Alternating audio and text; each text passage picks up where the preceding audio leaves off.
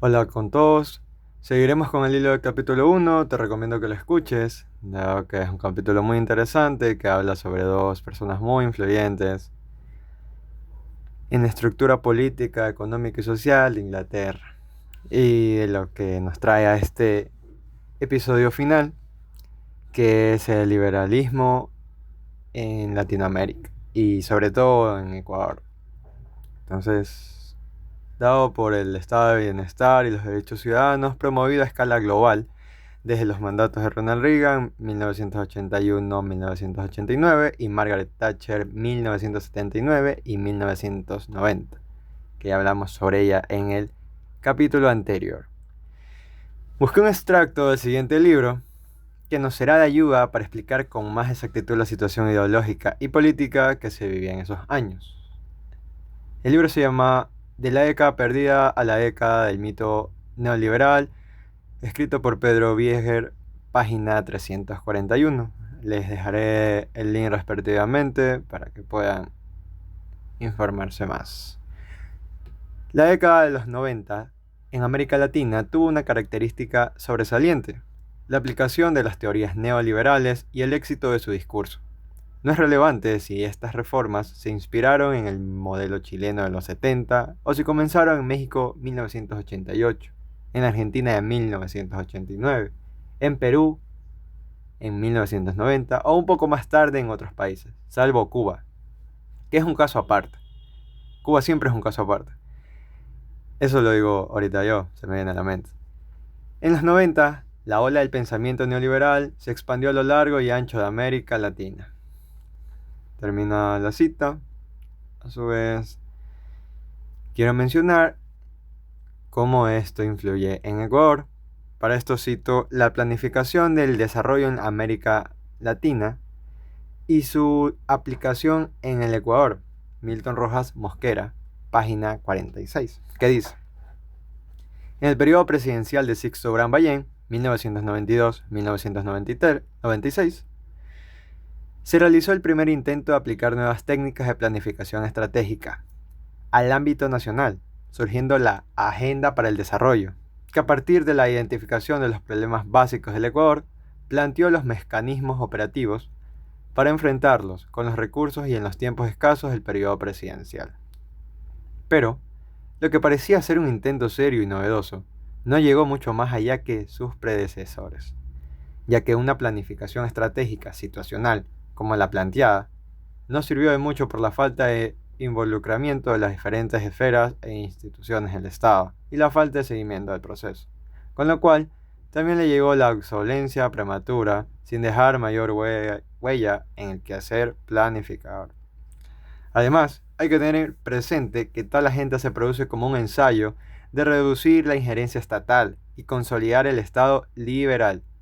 Es la reducción del Estado y la conversión del ente planificador, CONADE, en mero productor de indicadores.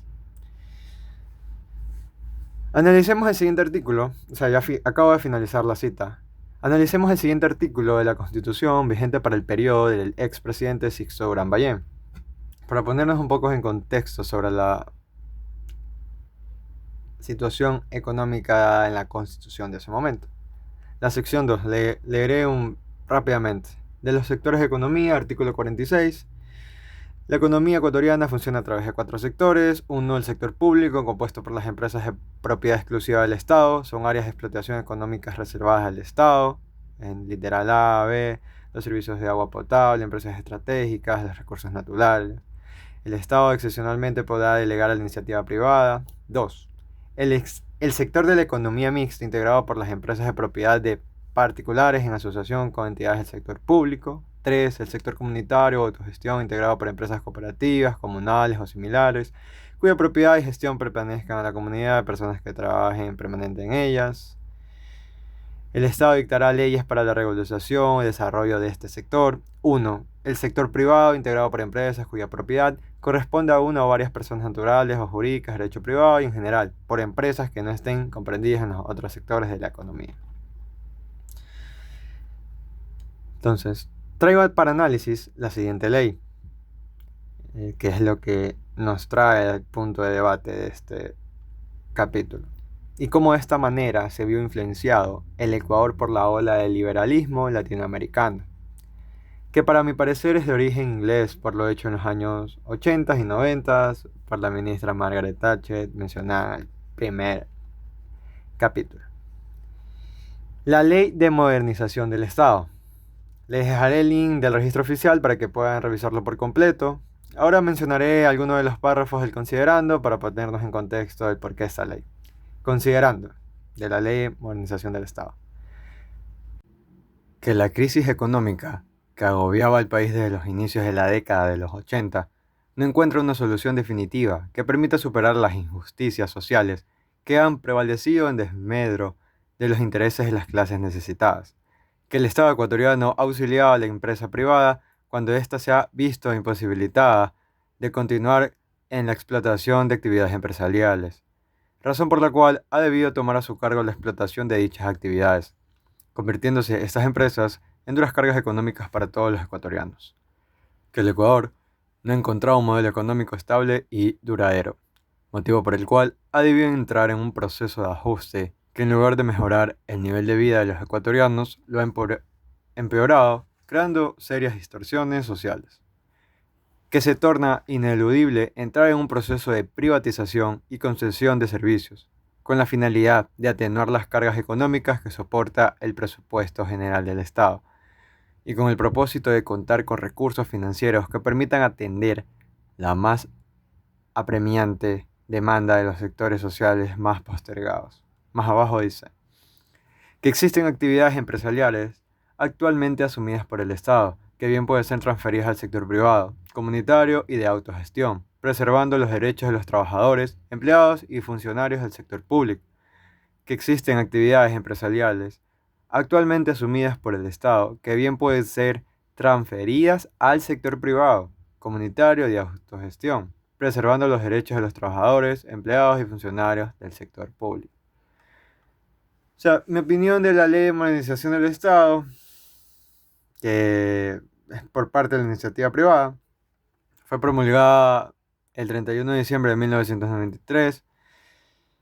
Yo diría que tiene como objetivo principal mejorar la eficiencia, agilidad y productividad en la administración pública del Ecuador. Esta ley busca promover la participación del sector privado en la gestión de servicios públicos y en la explotación de recursos naturales no renovables propiedad del Estado. Algunos puntos clave de la ley incluyen la racionalización y simplificación de la estructura administrativa y económica del sector público.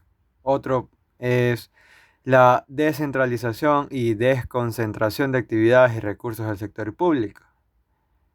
Otro como la desmonopolización y privatización de servicios públicos y actividades económicas estatales. También la delegación de la prestación de servicios públicos y la explotación de recursos naturales a empresas mixtas o privadas, garantizando principios de eficiencia y responsabilidad, así como el interés nacional en la gestión de estos recursos. Uno también para agregar la facultad del presidente para reorganizar entidades públicas, fusionando aquellas con funciones duplicadas o no prioritarias. Un punto muy importante. Bueno, para mí esos 5 que acabo de mencionar son muy, muy importantes y vitales, que son como la esencia y el alma de esta ley, que nos demuestra, o sea, en cuanto a su ideología, esta ley refleja un enfoque neoliberal, orientado hacia la liberación de la economía y la participación activa del sector privado en la gestión de servicios públicos y recursos naturales. Su objetivo principal es mejorar la eficiencia y productividad del Estado mediante la introducción de mecanismos de mercado y la reducción de la intervención estatal en la economía. Un tema importante de las leyes que modifican la estructura de la economía y que fue gran discordia a inicios de este año, o sea, en nuestro país, Ecuador, fue el destino de los recursos del aumento del IVA, a fin de financiar el conflicto armado interno que estamos viviendo, que fue declarado el 9 de enero de 2024. Si son aquí ecuatorianos o están enterados de las noticias del país, el 9 de enero el presidente Daniel Noboa decretó el conflicto armado interno, por conmoción interna.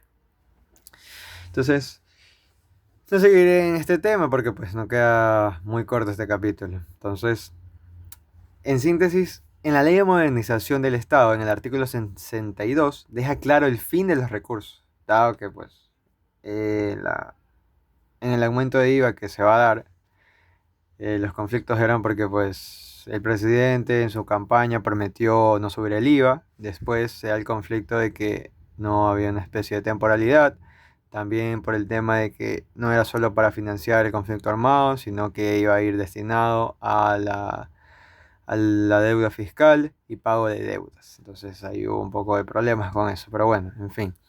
Entonces, en el artículo 62 de la Ley de Modernización del Estado, menciona destino de los recursos. Los ingresos que se produzcan como resultado de los procesos mencionados en esta ley tendrán el siguiente destino. Aquí hay algunos numerales que no mencionaré, seguiré con el enunciado final de este artículo. ¿Qué dice? En todos los casos, los ingresos que se recauden por los procesos mencionados por esta ley no podrán destinarse a gastos corrientes, ni al pago de la deuda externa. Tales ingresos serán destinados exclusivamente a proyectos de desarrollo social a fin de fortalecer la educación y salud pública, los programas de vivienda, electrificación rural, agua potable, alcantarillado y demás servicios básicos, la construcción de carreteras y caminos vecinales, así como cualquier otra obra de inversión o financiamiento de gastos principal. Entonces, les acabo de leer una ley de modernización del Estado en el periodo presidencial de Sixto Uribe, en el año 1993, dado por una ola liberal, para mí, dado en toda América Latina, ocurriendo sucesos muy importantes en cada de los respectivos países. Pero lamentablemente, a mi parecer, fue derogado por el expresidente Rafael Correa Delgado en el decreto número 1006. Quiero leerles este decreto en una especie de ver las dos caras de la moneda y poder entender un poco más sobre estas decisiones presidenciales. Igual les dejaré el link del decreto del expresidente en el cual deroga la ley de modernización del Estado en la descripción. Les leeré el considerando asimismo.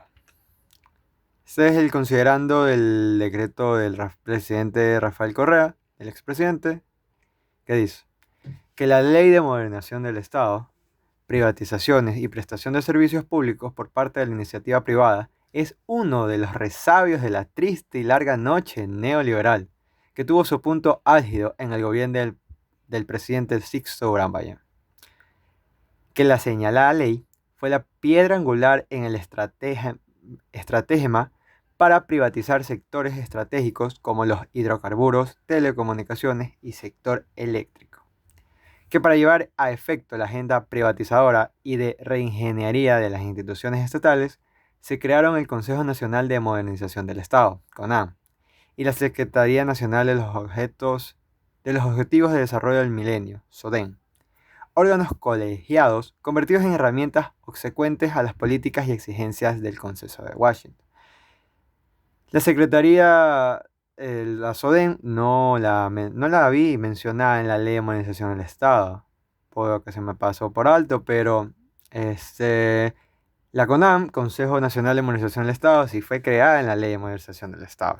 Se menciona la estructura como tal de la misma. Que por virtud del Decreto Ejecutivo número 103 del 8 de febrero de 2007, las antedichas instituciones se funcionaron a la Secretaría Nacional de Planificación, que las absorbió y en consecuencia asumió todas sus competencias, atribuciones, funciones, representaciones y delegaciones. Que mediante el Decreto Ejecutivo número 729 del 11 de abril de 2011 se creó el Comité de Gestión Pública Interinstitucional, cuyo fin es coordinar la implementación del modelo de reestructuración de la gestión pública institucional de la función ejecutiva. Que por medio del Decreto Ejecutivo número 149 del 20 de noviembre de 2013 se creó el Comité de Simplificación de Trámites Interinstitucional, como un cuerpo colegiado cuya finalidad consiste en coordinar, fomentar y cooperar en la eliminación, reducción, optimización, simplificación, automatización de la administración pública central e institucional, así como en las otras instituciones del sector público o en otros niveles de gobierno. Que como corolario de la mencionada operación de concentración jurídica y por efecto de la expedición y entrada en vigor de las disposiciones normativas reseñadas en los párrafos presentes, la mayor parte del articulado del Reglamento General de la Ley de Modernización ha quedado tácitamente derogado. A mi parecer, en una opinión personal, el presidente deroga la Ley de Modernización del Estado, a su vez las dos instituciones que fueron creadas a partir de esta ley, que es la CONAM y la SODEN, para crear, o sea, no en este decreto, pero sí a lo largo del periodo presidencial, dos comités. Entonces, a mi parecer, la idea del expresidente Sisto Durán Ballén en la ley de modernización del Estado era muy buena, dado que al crear una sola institución que abarque y se encargue de todo tipo de la administración central y pública, al ver que ministerios, coordinaciones o instituciones no tengan un fin o se repita su accionar, se pueda fusionar o desaparecer de una sola institución, un solo, por decirlo así, comité o un solo tipo de ministerio o un consejo, uno solo, no muchos o varios que vayan controlando por sectores, corriendo más al gasto corriente. Que, sin embargo, mediante decreto ejecutivo número 661, expedido el 29 de abril del 2015 y publicado en el Registro Oficial 505 del 29 de mayo de 2015, se emitió el reglamento para la simplificación de trámites relacionados con el derecho a las personas para acceder a una vivienda, que introdujo reformas al Reglamento General de la Ley de Modernización. Que las modificaciones al reglamento introducidas por el citado decreto ejecutivo número 661 son un instrumento importante para agilizar los procedimientos administrativos relacionados con la ejecución de proyectos de vivienda. Que, como ha quedado evidenciado, fácilmente se puede separar las normas del reglamento general de la ley de modernización, que son útiles de las que son ineficaces o simplemente y llanamente han entrado en desuso. Entonces, para un poco limar la mala imagen de la derogación de toda esta ley, dice como, bueno, solo vamos a sacar lo bueno, y pues literalmente sacó unas cositas de la ley de modernización en base o relacionado con la ejecución de proyectos de vivienda, que bueno, pues mucho como tal se aleja de la esencia de la ley de modernización del Estado, para mi parecer. En ejercicio de las atribuciones contenidas en el artículo 13, en el artículo 147, número 13, de la Constitución de la República y la letra F del artículo 11 del Estatuto del Régimen Jurídico Administrativo, la función ejecutiva decreta. Artículo 1. Deróguese el decreto ejecutivo número 2328, publicado en el Registro Oficial el 2 de diciembre de 1994, mediante el cual se expidió el Reglamento General de la Ley de Modernización del Estado y sus posteriores reformas. Bueno, de ahí dejaré el link para que sigan revisando si es de su interés, dado que pues el fin de este decreto es la derogación de la Ley de Modernización del Estado y sus reglamentos. Entonces, quería mencionarles el considerando, dado que es como la otra parte o la otra perspectiva de estos tipos de ideologías, dado de la idea liberal que tenía el expresidente Sisto Durán Ballén o el cuerpo legislativo en ese momento, con versus el sistema socialista del siglo XXI del expresidente Rafael Correa, que por obvias razones fue derogada esa ley. Bueno, en mi opinión, yo estoy a favor de la ley de modernización del Estado. Siempre team liberal, siempre. Entonces, el que se pueda sintetizar la administración pública, reducir comités, tratar de privatizar el manejo de las empresas, o sea, siempre estaré en contra de la intervención del Estado en la economía, porque pues el Estado no es una empresa como tal, o sea, el Estado es creado para la regularización de las personas, porque tendría que participar en la economía. O sea, dado que el Estado tiene mucho poder y que participe en la economía, para mí llevaría algo como, para mí, un ejemplo claro es como que juegue Brasil-Ecuador y que el árbitro sea brasileño, así.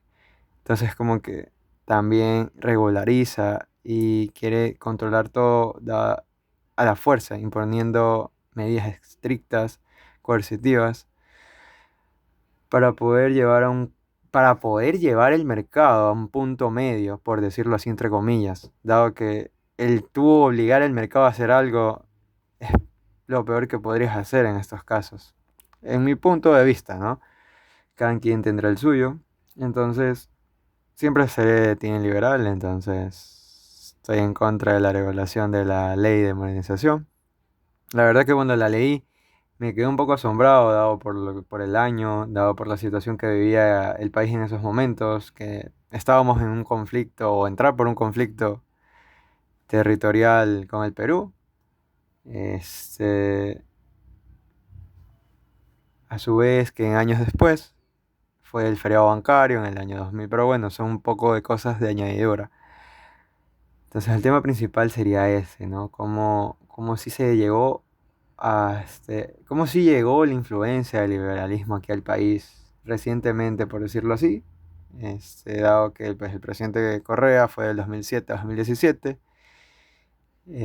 No hablaré sobre la administración como tal, pero sí el tema que nos compete, que es la ideología que manejó el presidente Correa, que fue el socialismo, como él lo denominaba, siglo XXI. Entonces, yo al terminar de leer la Ley de Modernización del Estado por primera vez, yo dije, o sea, muy claro, esto va a ser derogado. Y pues sí, efectivamente lo hizo. Y pues les leí el considerando la derogación del decreto, hablando sobre una noche tergiversada, neoliberal, como que fue un arrebato el expresidente Sixto Brambayén, o influenciándose por las demás decisiones, cosas así. Entonces, bueno, unas cosas que me ponen a analizar y a pensar, no sé si a ustedes también les pasa igual, de cómo estas ideologías políticas, en un punto muy superficial, sin analizar la situación interna, se espera de un país. Entonces, sí, yo, yo soy team ley de modernización del Estado. Sin más, finalizaremos este episodio que cuenta, o sea, este capítulo cuenta con dos episodios. El primero donde hablamos sobre los partidos conservadores, Margaret Thatcher, y el segundo que es de la ley de modernización del Estado y el intento de liberalismo en el país. Entonces, sin más, espero les haya servido este tema, los haya puesto a reflexionar, aumentado su interés. Nos veremos en los próximos episodios.